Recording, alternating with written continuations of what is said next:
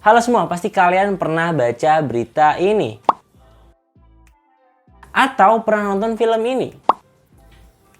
Atau buat yang masih mantengin SMS, pasti pernah dapat SMS kayak gini.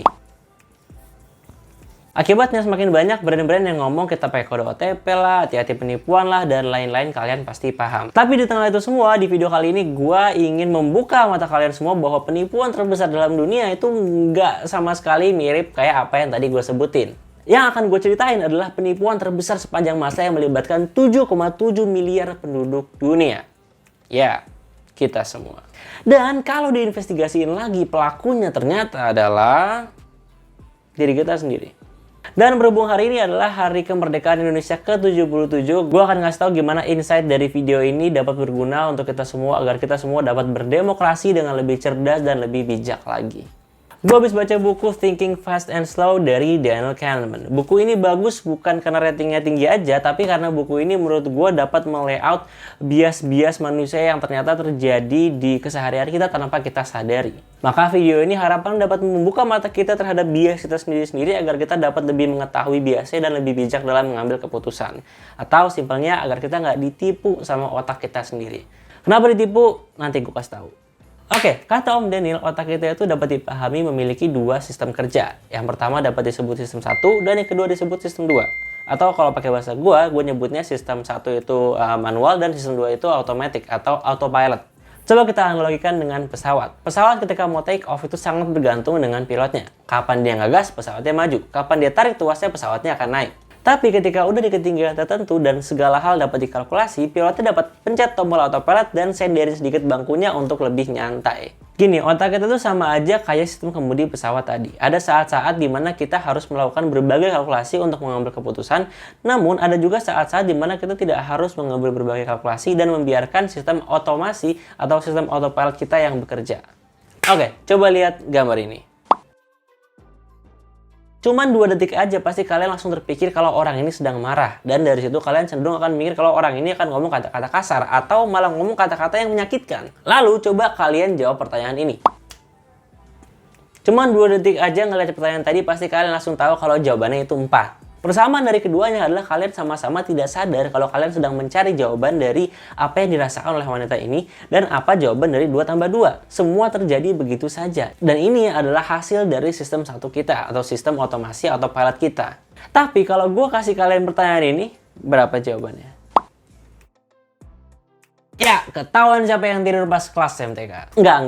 Kalau kalian nggak bisa jawab pertanyaan tadi, nggak apa, itu normal. Mungkin gue dan sebagian besar orang di dunia ini juga nggak bisa menjawab pertanyaan tadi dalam kurun waktu 2-5 detik.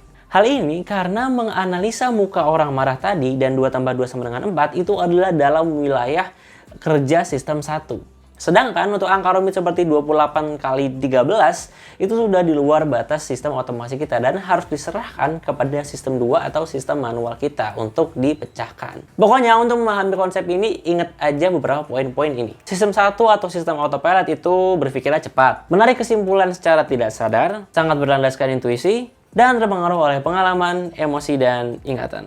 Sedangkan sistem 2 atau sistem manual kita itu lambat dalam berpikir, berhubungan dengan working memory atau RAM ya kalau bahasa komputernya, dilakukan dengan sadar, dan dipengaruhi oleh fakta, logika, dan bukti nyata. Tapi kenapa gitu? Kenapa harus ada 2 sistem ini? Kedua sistem ini memiliki peran dan fungsinya masing-masing, dan perpaduan antaranya mengefisiensikan effort dan mengoptimalkan performa kita. Simpelnya, sistem 1 itu bertugas untuk memikirkan dan mengerjakan hal-hal yang dapat diotomasi, sehingga sistem 2 dapat melakukan hal-hal lain yang lebih membutuhkan kemampuan manualnya, dengan faktual, dengan logika, dan bukti nyata. Ngerti kan? Ngertilah, masa enggak? Lanjut. Jangan di-skip dulu karena intinya ada di sini. Disinilah kenapa gue beri video ini kita semua penipu. Karena pasti secara tidak sadar kita pernah termakan oleh sistem 1 kita untuk mengambil jalan cepat dalam mengambil keputusan. Kita ditipu oleh pikiran sendiri untuk mengambil jalan-jalan yang lebih cepat. Walau kalau kita sudah pelajari sampai sini, kita dapat ketahui kalau jalan yang cepat tadi itu tidak sepenuhnya benar. Karena tidak didasarkan oleh fakta, logika, dan bukti nyata. Terus, sekarang apa? Oke, kita masuk ke contoh-contoh kasus yang menurut gue deket banget sama kehidupan kita sehari-hari sebagai warga negara. Yang pertama adalah halo effect. Coba kita mundur ke pemilu 2019. di mana 273 penduduk Indonesia tiba-tiba dengan sukarela disulap menjadi cebong dan kampret.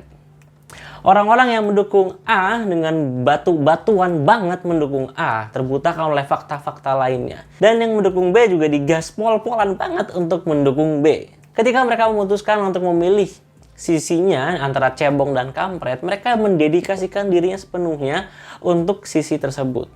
Wah, dia mah rendah hati, baik hati, jujur, merakyat, nggak mungkin lah disetir oleh pihak-pihak lain. Atau, wah, dia mah nasionalis banget, pinter, punya pengalaman pemerintahan, nggak mungkin lah korupsi. Om Daniel dalam bukunya menyebut ini sebagai the halo effect. Hal ini terjadi ketika sistem 1 kita sudah membangun persepsi terhadap sesuatu. Bila hal ini tidak disupervisi dengan baik oleh sistem 2, sistem 1 kita akan mendorong diri kita terus untuk cenderung hanya melihat hal-hal yang selaras dengan keyakinan pertama kita tadi. Kalau persepsi kita sudah baik soal cebong, apapun yang dia lakuin kita pasti akan taunya baik. Kalau persepsi kita udah jelek soal kampret, apapun yang dia lakuin pasti akan jelek.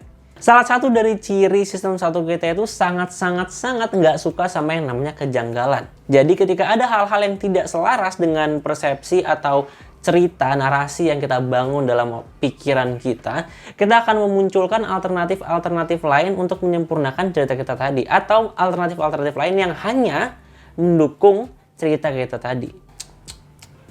Nah, hal ini juga akan mempengaruhi tingkat kepedean kita. Seberapa pede kita terhadap hal-hal yang kita yakini itu cenderung bukan karena seberapa lengkap fakta yang kita punya.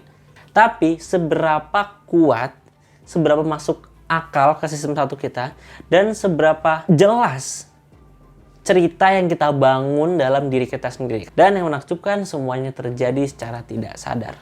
Apalagi kalau bukan ditipu sama pikiran sendiri. Yang kedua, menjawab pertanyaan yang lebih mudah. Coba kalau gue kasih kalian pertanyaan ini.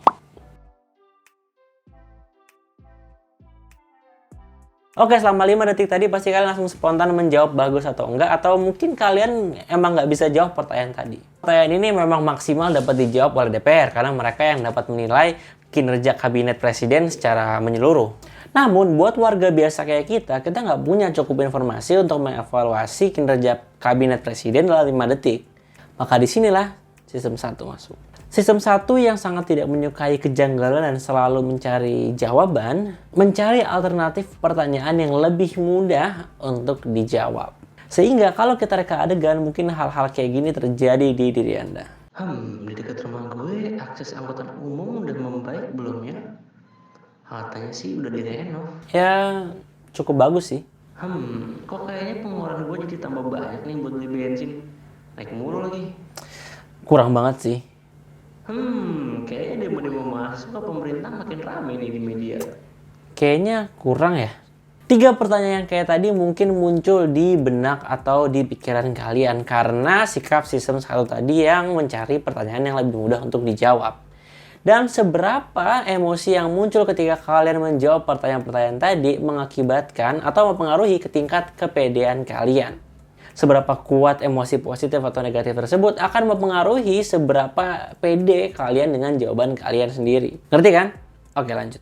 Oke, di video ini gue cuma pengen banget ngasih tahu kalau kita tuh nggak mungkin terlepas dari bias kita masing-masing. Nggak mungkin dalam sejarah hidup manusia itu kita dapat sepenuhnya terhindar dari bias. Coba deh kalian pikir dengan sistem 2 kalian.